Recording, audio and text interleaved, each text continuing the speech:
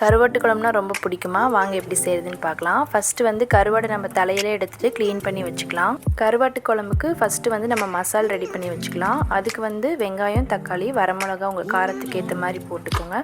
கூட வந்து மிளகு, சீரகம், உளுத்தம்பருப்பு, கடலைப்பருப்பு, கொஞ்சமாக வெந்தயம், பூண்டு, தேவையான அளவு உப்பு போட்டு நல்லா வந்து கிளறி விட்டுருங்க. கொஞ்சம் நல்லா வணங்கினதுக்கு அப்புறமா உங்களுக்கு வேணுங்கிற அளவு மல்லித்தூள் போட்டு நல்லா வந்து வணக்கி அதை மிக்சியில் வந்து அரைச்சி எடுத்துக்கலாம்.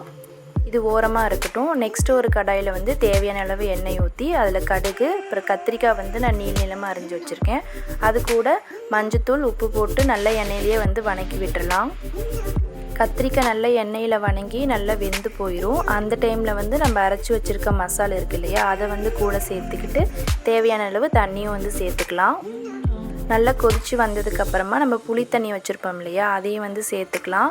புளி தண்ணி ஊற்றி ஒரு 2 நிமிஷம் நல்லா கொதி வந்துடும்.